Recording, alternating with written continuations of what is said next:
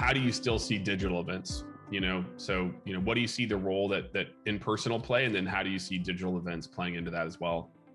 Just seeing the amount of webinars that are and digital events that are happening, and the conversation of hybrid is, I think the word of the year is going to be hybrid, because it's like hybrid working, hybrid computing, hybrid event strategy. It just, everyone's trying to figure out how to balance the digital and the real world here. Well, I think a pendulum swing coming back around, like, let's be honest, April, May, June of 2020, like there wasn't a CMO out there that wasn't dusting off the old virtual events playbook. What platforms am I using? How do I get into the mix? And of course, all of the associated deluge of webinar topics done to the nines. It felt like everyone into the pool all at once. Yeah.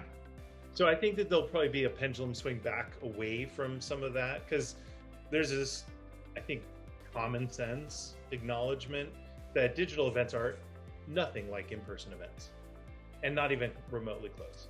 The folks that I observed doing multi-day virtual events, and I've caucused with some of them, like the feedback was basically like, yeah, attendance just really sucked, or it dropped off of a cliff, even if they had good day one.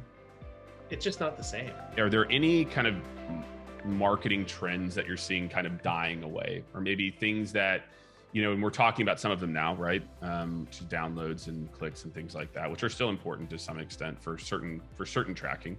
But are there certain trends that you're seeing in marketing that are becoming less in vogue, or maybe you're relying on less than you did, 5-10 years ago? Yeah, I mean, definitely the download the white paper, register for a webinar, attend a webinar as anything more than a component of engagement. I just think it's a part of a much bigger Correct. Story. Yeah. That's one, maybe slightly off. I get contacted by a lot of demand generation services, lead generation services. I get contacted for a bunch of list buys, and I literally like laugh. I'm like, do you want records for medical professionals? And I'm like, what? Like, what year is this? Like, that was 20 years ago people were doing that.